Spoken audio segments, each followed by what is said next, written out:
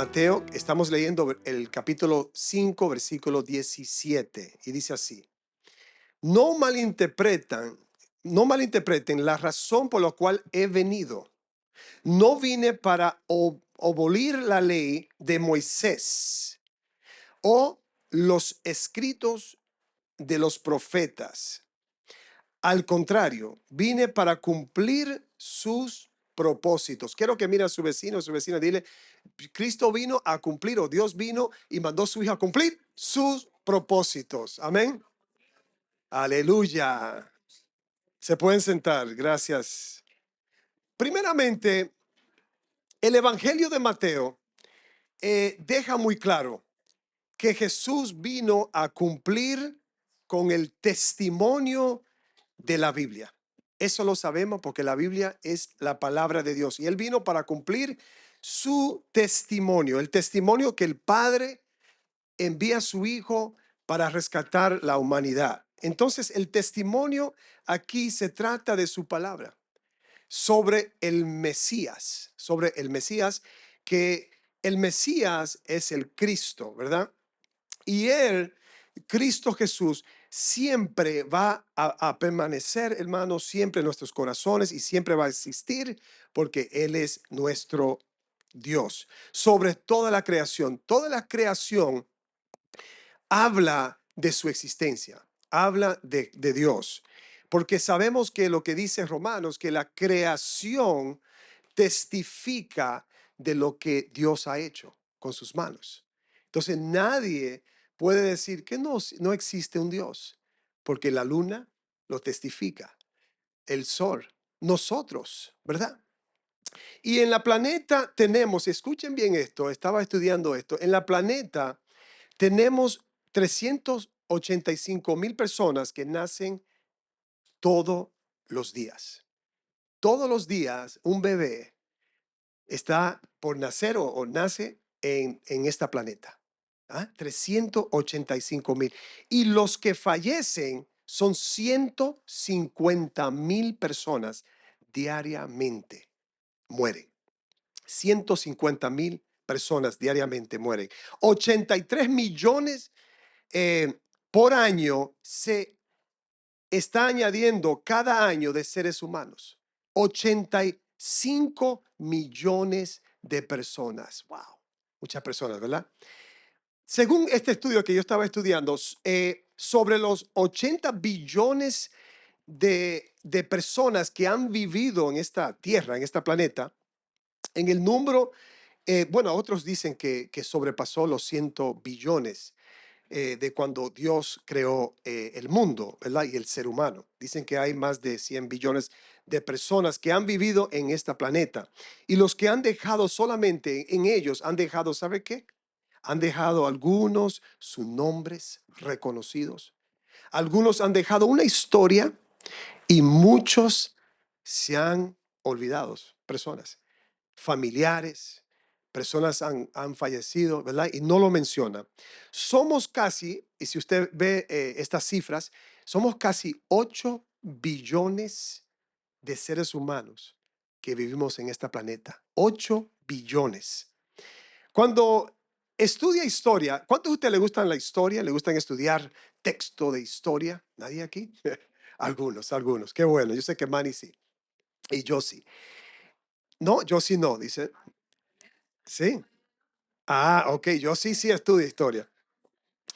Y algunas personas o personajes, ¿verdad? Reconocidos entre las historias. Usted puede mencionar quizá a personas de su país natal. Pueden hablar de ellos y decir, el fulano de tal hizo tal cosa, ¿verdad?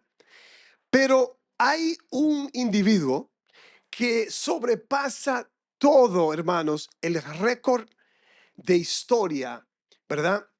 Donde su nombre y todas las personas que estudian historia es resonante aquí. Dicen ellos que hay una sola persona que existió y existe, en el sentido que Dios existe siempre, pero que atravesó por esta tierra y él se llama Jesús. Amén. Y este hombre, Dios que vino en forma de hombre al mundo, él sigue en pie. Su historia sigue en pie, ¿verdad que sí? En este siglo XXI, en esta hora, hay personas que están hablando de Jesús de Nazaret. Hoy en día, en un transcurso de 36 meses, escuchen bien, de los 30 años hasta los 33 años, duró el ministerio de Jesús. De los 30 años que él tenía hasta los 33. 3 añitos, 36 meses. Imagínense que hay tanto que estudiar y tanto que decir de la historia de Jesús, ¿verdad? No hay ningún otro que tuvo tanta admiración, ¿verdad que no? Persecución, propósito transformadora. No lo hay. Contribución, cambios radicales, historias de sanidad, levantando a los muertos, resurrección. Nadie se podrá comparar como la historia de Jesucristo. Nadie. Amén. Jesús es su nombre. Y por eso que estamos aquí. Estamos aquí no para escuchar al pastor. Estamos aquí para exaltar el nombre de Jesús. Si vemos nuestra sociedad y lo estudiamos, y alrededor del mundo hay millones de personas en este momento en las iglesias que están exaltando y adorando el nombre de Jesús. Amén. Gloria a Dios. Yo he viajado para Asia, he viajado para África, yo he viajado para Sudamérica, Centroamérica, prácticamente todos los continentes. Y yo le cuento, en cada país que yo he visitado, el nombre de Jesús está siendo exaltado. Cuando esta parte del mundo están dormidos y estoy en Asia, están exaltando el nombre de Cristo Jesús. Es poderoso. Y están leyendo la Biblia, adorando a Dios, glorificando su nombre. En este siglo XXI, aún sigue la palabra de Dios en pie. ¿Ustedes se recuerdan cuando los religiosos en el libro de Hechos decían, déjenlo, dejen a los cristianos que siguen hablando de Jesucristo? Porque si es real, nadie puede poner sus manos para detenerlo. Nadie. Pero él dice, si no es real el evangelio de Jesús, ¿sabe lo que va a pasar? Las leyendas, las historias se mueren. Porque la gente no van a enterarse de lo que pasó. Va a ser una leyenda. ¿Verdad que sí? Pero la palabra de Dios no es leyenda. La palabra de Dios es real. Amén. Y tiene su propósito, hermanos. Tiene su propósito. La historia y su propósito tiene efecto en las vidas de billones de personas que hoy tienen fe en Cristo Jesús. Billones. Inclusive están indicando su posición como cristiano. No sabemos exactamente cuándo nació Jesús. Las personas que han estudiado Biblia no nos dan una exacta fecha cuándo nació Jesús. Pero su historia es real. Él nació. Pero si sabemos que su nacimiento tuvo, hermano, y sigue siendo lo más impactante de la historia humana, uno puede meditar y decir, wow, eso es increíble. Yo sé que David está aquí atrás, estudió ingeniero, me parece, de electricidad, y él sabe de números y ciencia y cosas así. Pero si usted se analiza, la historia de Jesús es tan interesante y tan poderoso que nos da revelación de que Él existe si nosotros ver a Jesús con nuestros ojos. Porque somos un testimonio de su poder en cada uno de nosotros. Amén. Jesús claramente es una figura histórica, no mística. Jesús es una historia y algo histórico, ¿verdad? Y espiritual, pero no es mística, no lo es. Lo quieren categorizar de esa manera, muchos. Hay personas que no creen en Jesús, es una realidad. Hay personas que lo rechazan, hay personas que no creen que Él existió. Ellos son lo que se llama en la escritura puro ignorante. ¿verdad? Inclusive la ignorancia, ¿verdad? Trae falta de ¿qué? Conocimiento. Falta de conocimiento. Y la palabra de Dios dice en Oseas, vamos ahí a Oseas capítulo 4, versículo 6, dice así: mi pueblo está siendo destruido porque no me conoce. Destruido porque no me gusta la Reina Valera, como lo dice la Reina Valera, dice, por falta de conocimiento, mi pueblo ha sido destruido.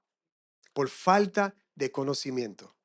Esta mañana no quiero entrar en la parte histórica. Ya eso está escrito. Aunque lo secular, las personas secular atesta por la historia y ello ya sabemos que inclusive personas seculares, personas que estudian historia ya reconocen que Cristo nació, que Cristo fue crucificado. Ya eso no hay que decir que no existe, porque ya eso está grabado en la historia humana, que Él existió. Lo que deseo establecer aquí con ustedes, con este sermón, es el propósito de Dios, el propósito de Cristo. Es porque Él vino. ¿Por qué Él vino? Ustedes se preguntan, ¿verdad? Su propósito, con lo que yo llamo en este sermón y esta enseñanza, es su propósito, su propósito. Me gustaría presentarlo de forma teológica. Prepárese, vamos a entrar en la escuela de teología, ¿ok? ¿Quién es Jesús y por qué Él vino? ¿Quién es Jesús y por qué Él vino? Y con estos dos puntos en la teología van a extender más o van a saber más, van a entender más sobre la fe que tenemos en Cristo Jesús. Amén. Y como nuestras vidas fueron marcadas radicalmente, como ya ustedes vieron el estreno, mi película, yo fui transformado radicalmente. La gente me dice, yo estaba hablando con un señor los otros días y él pensaba que yo era pastor de los 16 años. Y cuando yo le cuento mi historia, que yo estaba preso, que estaba en la cárcel por tráfico de droga, me dice, su boca se le bajó así. Estaba, ¿cómo? Pero usted parece un niño, usted parece un muchacho tan inocente. Y yo dije, bueno, gracias por Cristo. Y le conté la historia. Entonces, hermanos, la fe que tenemos, nuestras vidas fueron marcadas radicalmente con el poder de su Espíritu Santo. Algunas personas que estudian historias, ¿verdad? Han distorsionado de quién es Jesús. Lo han llamado solamente, fue un buen rabí. No, que él fue un carpintero. Sí, él fue un rabí, fue un carpintero, sí lo sabemos. No, que él fue un hombre que enseñó cosas que tienen mucho valor, que ayudó a muchas personas. Pero de ahí no quieren declarar de su boca que Jesús era el Hijo de Dios, que Jesús murió en la cruz y el tercer día resucitó de entre los muertos. No quieren creer eso. Entonces hay personas que se quedan allí, ¿verdad? Y algunos hablan inclusive blasfemia contra Dios. Dice la palabra de Dios, el que habla blasfemia contra el Espíritu Santo es el único pecado que no es perdonado. Entonces hay personas que no saben lo que dicen, hablen blasfemia. Y hay personas que dicen que no tienen, inclusive yo creo que para nosotros, y eso es bíblico, no debemos de darle credibilidad a una persona que viene con cosas que no tiene beneficio para usted. Es decir, si viene contra la palabra de Dios, muchas veces, y no quieren escuchar la verdad de la palabra de Dios, ¿sabe qué? Ora por esa persona, como dijo Jesús, límpiate los pies o las sandalias. Dios lo bendiga y siguen por ahí. Amén. Porque dice la palabra que la condenación ha caído sobre esa casa y sobre el incrédulo. Hayan ellos.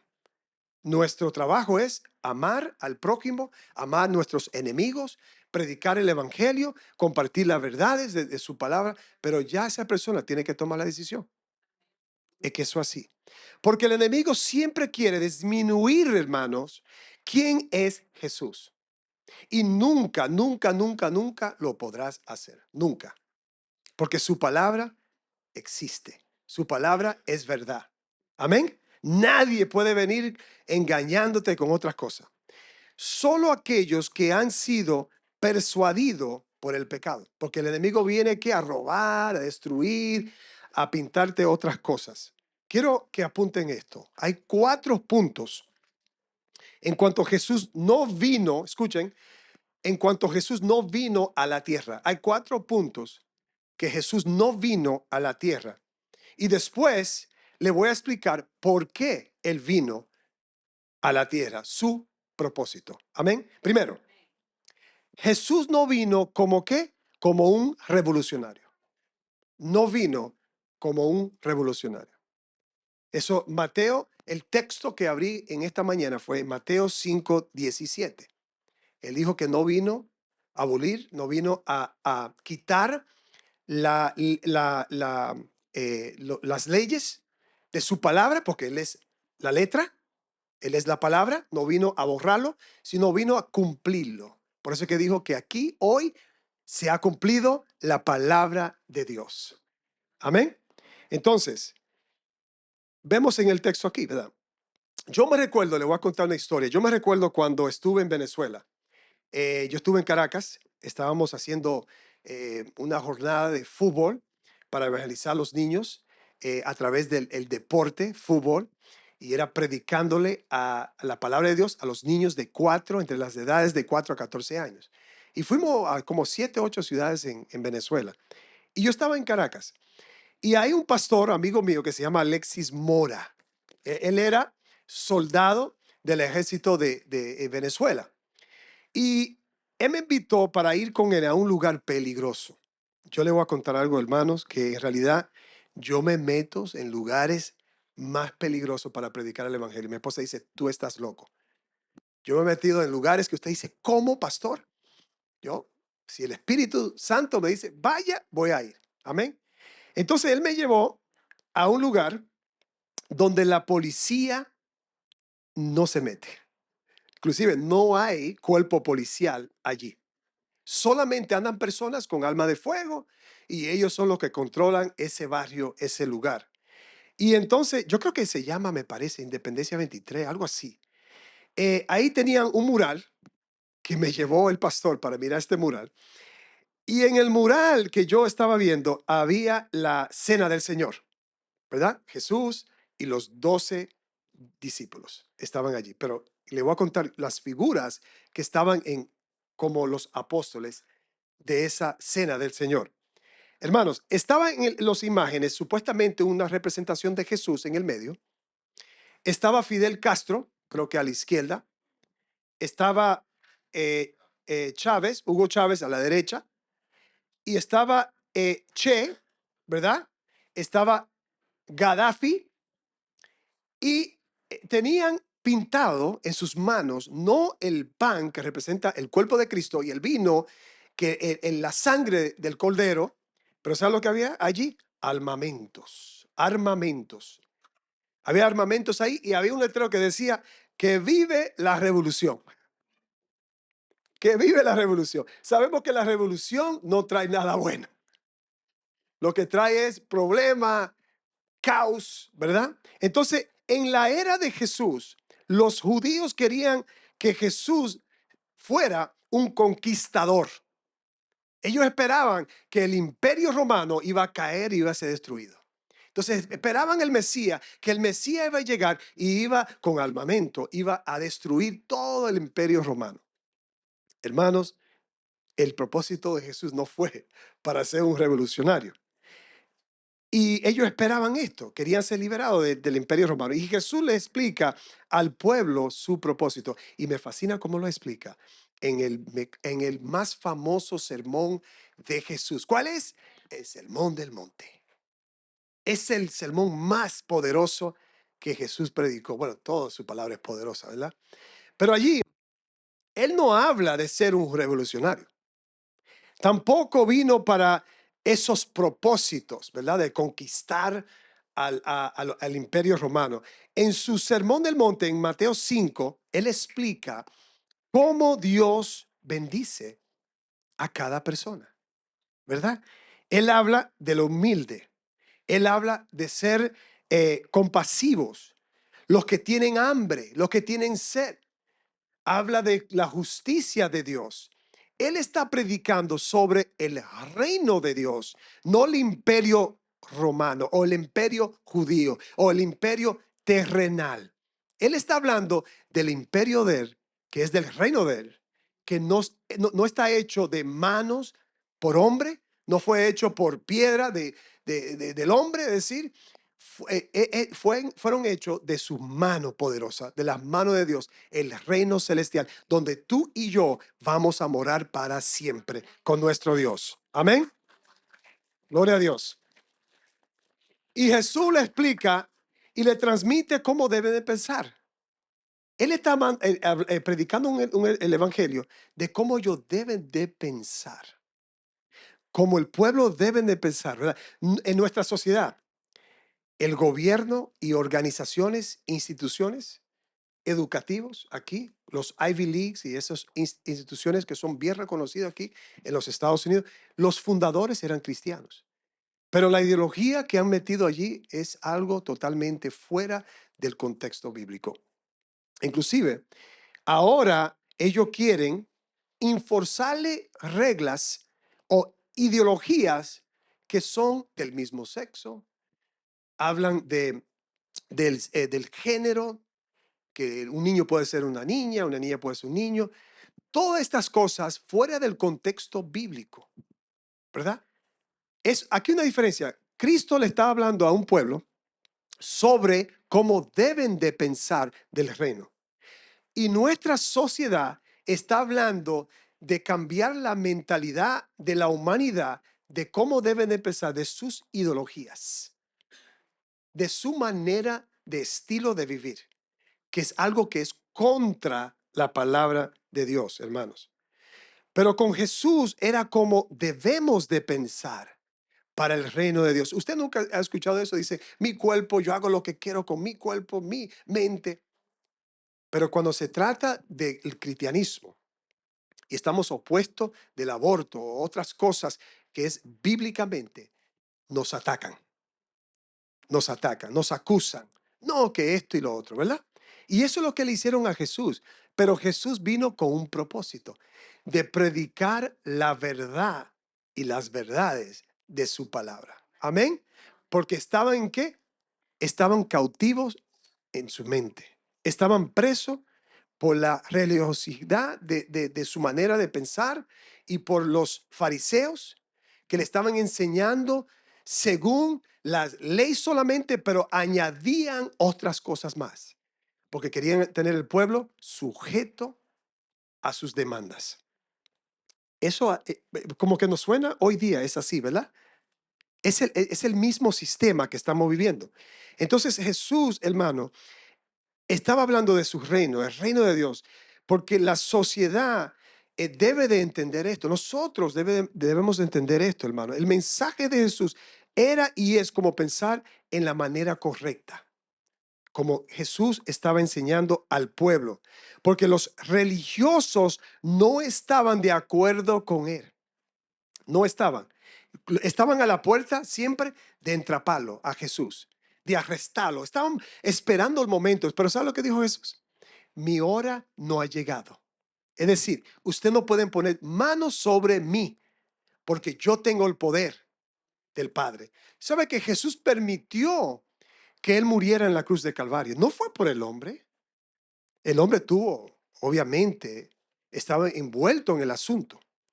Pero Jesús permitió porque él vino para su propósito, para acabar con el pecado.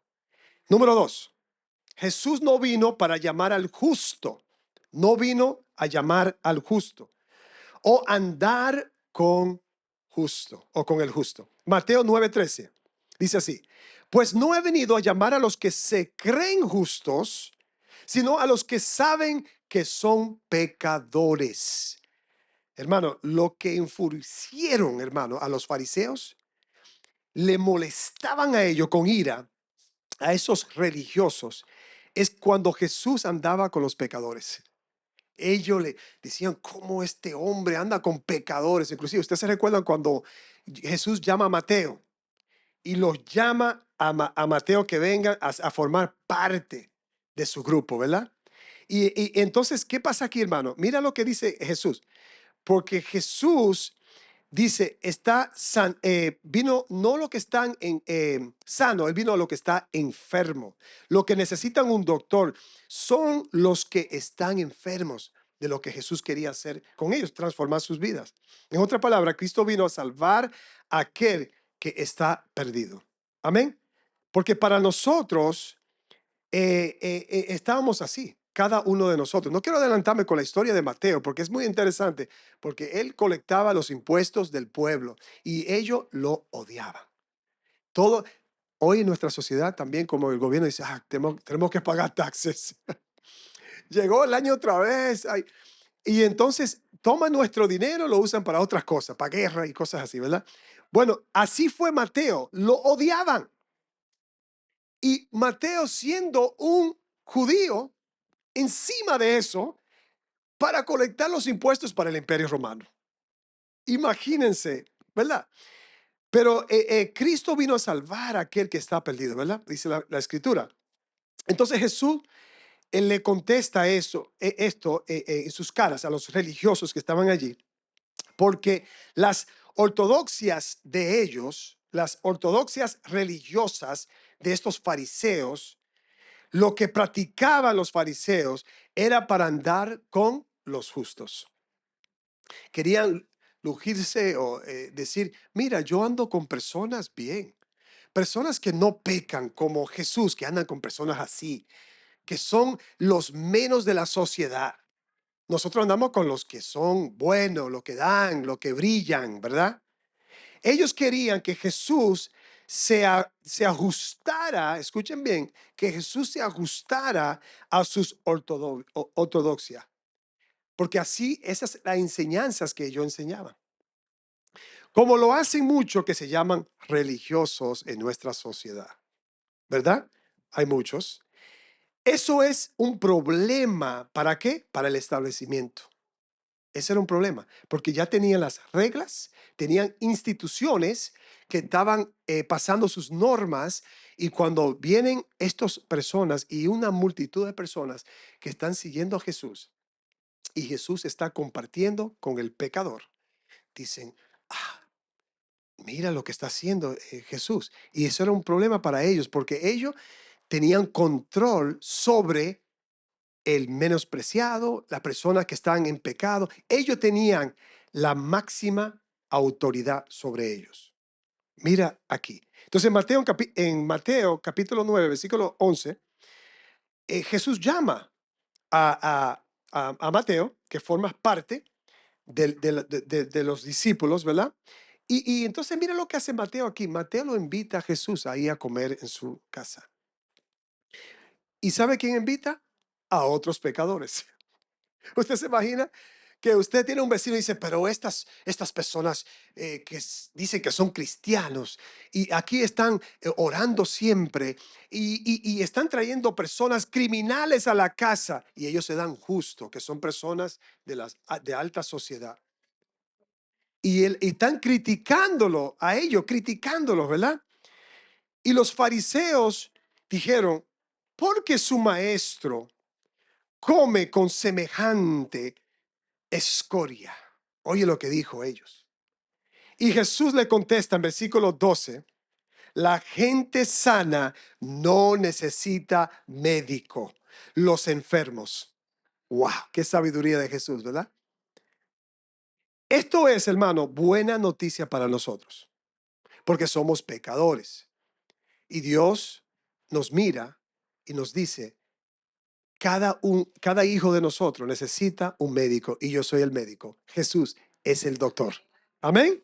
Gloria a Dios. Número 3. Él no vino como un constructor de imperio. No vino como instructor de imperio. En Marcos capítulo 10, versículo 45, dice, pues ni aun el Hijo del Hombre vino para que le sirvan, sino para servir a otros y para dar su vida en rescate por muchos. Gloria a Dios. Hermanos, lo interesante de este comentario de Jesús es que Santiago y Juan de Zebedeo, no sé si usted se recuerda en esta historia, se acercan al maestro, a Jesús, y le dicen, quiero que me hagas un favor. Ya al maestro le dice, Jesús, quiero que me haga un favor, ¿verdad? Me fascina cómo Jesús le contesta y sabiendo todas las cosas, le dice, ¿cuál es tu petición? Cuéntame. Ellos querían sentarse a la derecha del trono de Dios y a la izquierda del trono de Dios. Pero Jesús le contesta y no sabe, dice, no saben lo que me piden. Usted no sabe lo que me piden aquí. ¿Estás loco? ¿Estás loco? Bueno, yo añadí loco, pero ¿acaso pueden beber de la copa amarga de sufrimiento que yo estoy a punto de beber? ¿Sabe lo que está hablando ahí, iglesia? De la cruz del Calvario. Nadie puede tomar el lugar de esa cruz. Nadie puede morir por otra persona en la cruz de Calvario. Solamente fue el Cordero, el Hijo de Dios. Amén. Y eso es lo que le está diciendo. Usted no sabe lo que me están pidiendo. En otra palabra, Cristo estaba hablando de su crucifixión y resurrección. Y más adelante le dice que para ser un líder, entonces le da otra enseñanza, dice, tienes que ser ¿qué? Un sirviente. Wow. ¿Usted quiere ser maestro? ¿Usted quiere aprender? Tiene que servir primero. Usted no puede subir al tope y decir, mira, yo estoy con Jesús, ahora quiero ser lo mejor, lo máximo. Tiene que trabajar, tiene que servir al pobre, a los demás, a los que están en necesidad. Amén. Entonces lo que está diciendo aquí, los discípulos estaban discutiendo entre ellos de quién se sentará en el cielo con Jesús. ¿Quién va a estar ahí arriba con Jesús a su mano derecha, a su mano izquierda?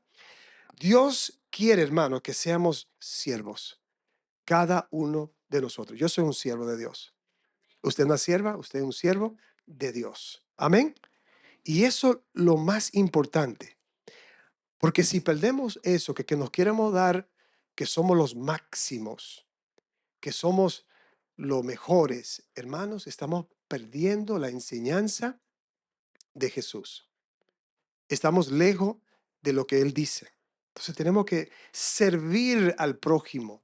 Tenemos que servir al necesitado. Tenemos, aunque es rico, aunque es pobre, tenemos que dar ¿qué? Nuestro tiempo para ayudar a una persona. Amén. Dios quiere que seamos siervos. No es para imponernos, esto es importante, porque sabe que el dinero lo hace, el poder lo hace. Cuando uno tiene posesión y dinero, uno quiere tratar a los demás como basura y controlar al ser humano, porque uno tiene poder y tiene dinero o más educación y quiere abusarse del prójimo. Y es un abuso. No es para imponernos, hermanos, sobre los demás con poder. Eso no es el cristianismo. No lo es. Amén. Tenemos que tratar a cada cual, a cada persona con amor. Amén, iglesia. ¿Sí? Número 4. Jesús no vino como el juez al mundo para juzgar al mundo, sino para salvar al mundo. Que eso está en Juan 3:16 y el versículo 18. El que no cree en Jesús ya ha sido condenado, dice la palabra de Dios en Juan 12:47. El que no cree en Jesús, dice la palabra, se ha condenado. Jesús no vino como juez. Va a llegar un tiempo que Él es juez, Él es abogado, pero Él no vino al mundo como juez para juzgarte, porque se entregó su vida en la cruz de Calvario. Entonces, la palabra dice aquí que si usted lo niega a Él, ya usted ha sido condenado. Usted se condenó usted mismo. ¿Ok? Entonces, escuchen eso, hermanos. Ok, ahora vamos a entrar, que faltan como 10 minutos más. ¿Cuál fue su propósito? ¿Cuál fue su propósito? En 3 puntos que son importantes aquí. ¿Por qué Él vino? Número 1. Cristo vino a cumplir la ley. Lucas capítulo 4, versículo 21. Cristo vino a cumplir la ley, dice así. Después Jesús comenzó a hablarles la escritura que acaban de oír, se han cumplido este mismo día. Él es el verbo.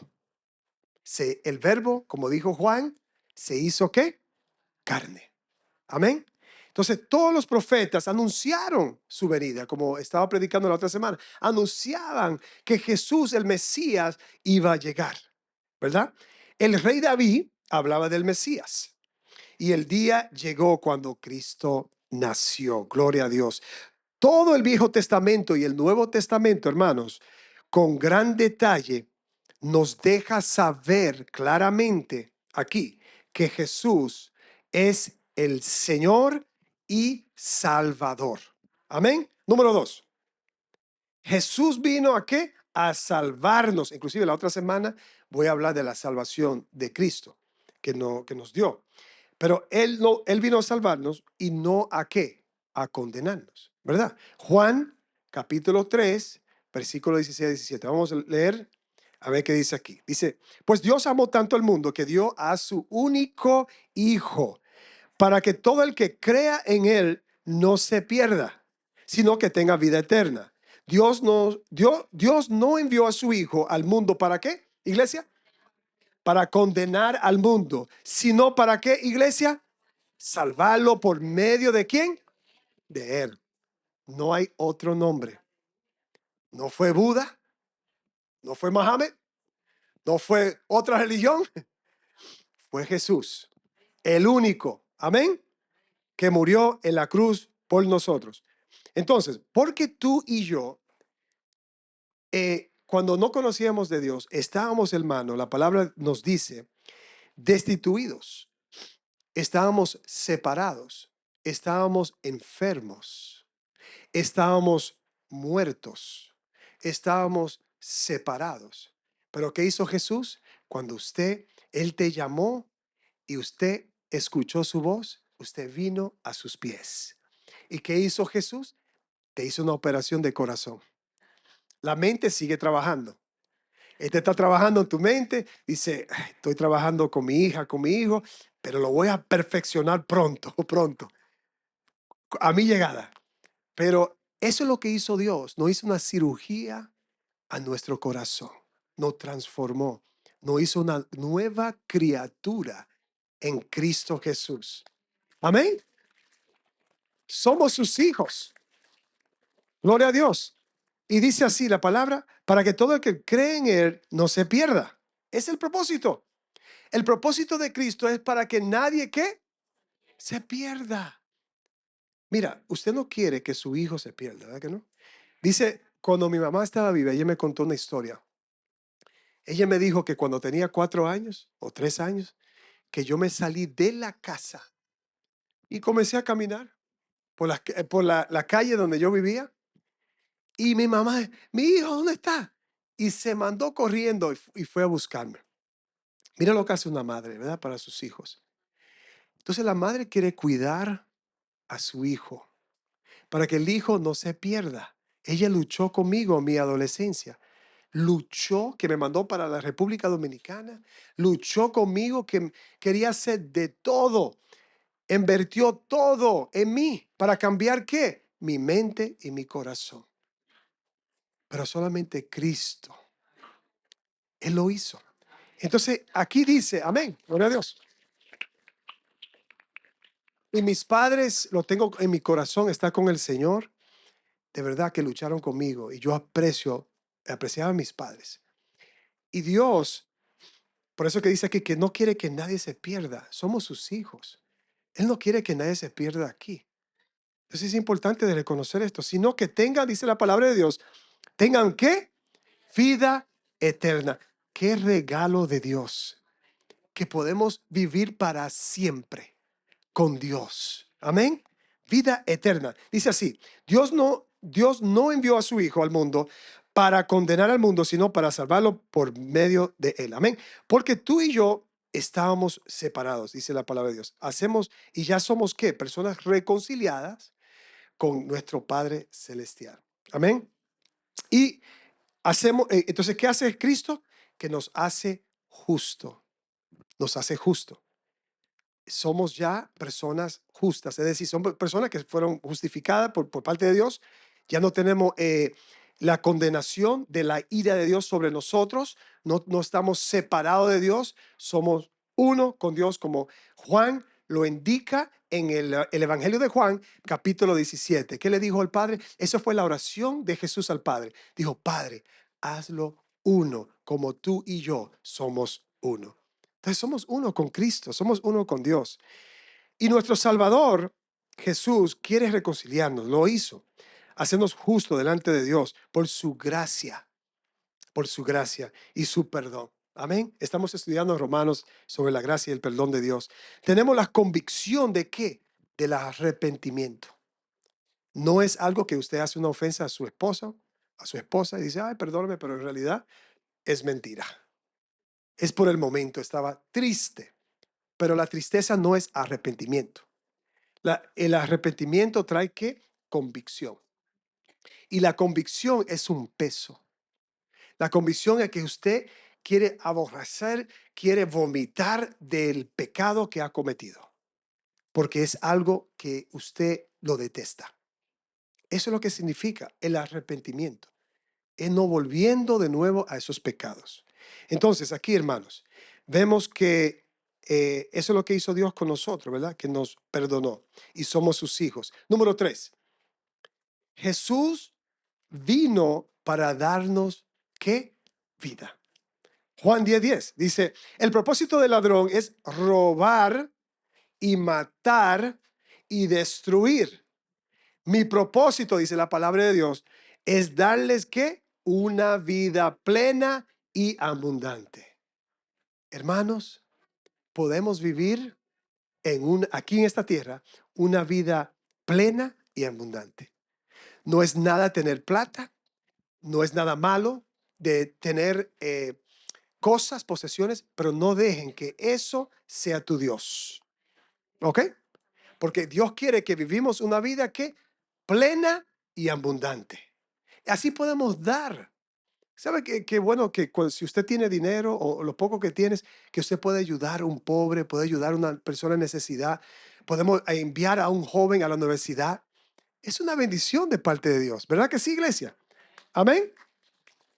Entonces, me quedan 3 minutos. Dios nos ofrece vida eterna, una vida nueva en un mundo caído.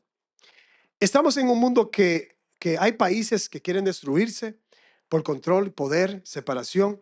Y le ha llegado, y cuando llegó Cristo, ¿verdad? ¿Qué es lo que hizo Cristo? Nos trajo la unidad. Nos trajo porque Él es Jesús. Él es el ungido de Dios, dice la Escritura. Él es el Salvador, dice la Escritura. Él es Immanuel, que significa Dios con nosotros.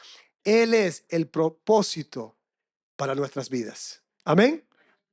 Entonces, aquí le dejo con esta, de nuestra parte, ¿qué debemos de hacer ahora con este propósito? ¿Verdad? ¿Cuál es nuestro deber ya que sabemos el propósito de Dios? Pues en el libro de Gálatas, capítulo 5, versículo 24 al 25, Gálatas 5, 24 al 25, dice así. Los que pertenecen a Cristo Jesús han clavado en la cruz las pasiones y los deseos de la ¿qué? Naturaleza pecaminosa. Y los han crucificado allí. Y ya vivimos por el Espíritu. Sigamos, hermanos, la guía del Espíritu, ¿verdad? En cada aspecto de nuestra vida. Iglesia, ¿qué debemos de hacer? Con Cristo, dejar que el Espíritu nos guíe, ¿verdad? Amén. Y crucificar las pasiones pecaminosas. ¿Saben cuáles son las pasiones pecaminosas? Los deseos de hacer cosas contrario a la palabra de Dios. Todo lo que es contrario a la palabra de Dios, esos son los deseos de pasiones pecaminosas. ¿Y qué pasa? Que nosotros lo tenemos. Pero dice la Escritura, Pablo dice, crucifícalo a diario. y decirle al enemigo, tú no puedes con mi vida, tú no puedes con mi esposa, mi esposo, mis hijos, mi familia, mis padres. Tú no puedes, porque esta vida pertenece a Cristo Jesús. Amén. Sí es. Entonces, para cerrar, si se pueden poner sobre sus pies, por favor.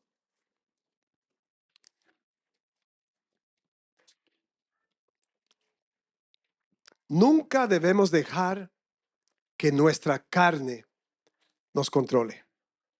No permites que la carne nos controle. Porque sabe una cosa, cuando nos llega la hora y el día de despegar de esta tierra, la carne se convierte en ¿qué? Gusanos. Dice la palabra de Dios, del polvo te hice y del polvo va a regresar. Lo que vale es el Espíritu de Dios que mora en nosotros. Lo que vale es una mente que está dispuesta de leer, de estar en Cristo, de pensar en las cosas de Dios, de su reino, no las cosas terrenales, porque hermanos, no van a durar. La historia lo dice, de otros, no de Jesús. Ya se han olvidado. Y muchas veces nos han olvidado nosotros mismos de nuestros padres, o quizás cuando se van con el Señor, o nuestros familiares, porque la vida sigue y gira. Pero lo que siempre perdura para siempre es la palabra de Dios, Cristo Jesús, nuestro Padre Celestial, y tenemos a Jesús en nuestro corazón. Amén. Piensen en eso. Eso es lo que te tiene valor. El oro y la plata se quedan, se destruyen, pero el alma es para siempre. Amén. Entonces, nuestro deber, hermano, es controlar la carne. Pablo dice, las cosas que quiero hacer, Señor, no lo hago. Las cosas que debo de hacer, no lo hago. Las cosas que no debo de hacer, no debo de hacer, lo hago. Pero las cosas que debo de hacer, eso no lo hago. Entonces, Pablo entendió que la carne era débil. Pero ¿qué dijo Pablo? En Romanos 8:28, que todo él lo puede, sabe que todo obra para bien lo que aman a Dios. Pablo dijo en Romanos 12 también, dice que hay que renovar nuestra mente y hay que hacerlo a diario, porque el cristianismo no es ahora, es para siempre. Amén. Entonces le quiero dejar con esto. ¿Por qué él vino por qué Jesús vino? Para nosotros. Así tú y yo podrán tener vida eterna. Amén. Vamos a orar. Padre, gracias. Gracias por tu iglesia, Señor. Si hay una persona aquí que no te conoce, Señor, te pido que en esta hora, como dice en Romanos, capítulo 10, que confiese de su boca que tú moriste en la cruz de Calvario por nosotros y que en el tercer día resucitaste, Señor, entre los muertos y estás sentado a la diestra del Padre y que usted vendrá por nosotros. Si creen en lo que dice la palabra de Dios, dice tu palabra, Señor, que ellos van a tener vida eterna. Te pido por cada alma aquí, cada hermano, cada familia. Bendícenos, Señor, en esta hora. Señor, mientras llega esta semana, lunes, la próxima semana, que sea una semana llena de tu bendición, que podamos meditar en tu palabra, Señor, y así celebrar la salvación que tenemos en Cristo Jesús. Padre, bendícenos, Señor. Vamos a ir a comer, platicar y a conocernos. Bendice los alimentos que vamos a consumir y que todos lleguen bien a sus hogares. En el nombre de Jesús. Y el pueblo de Dios dice, amén. Para obtener más información sobre Iglesia Promesa Internacional y escuchar los últimos sermones, visite iglesiapromesa.org.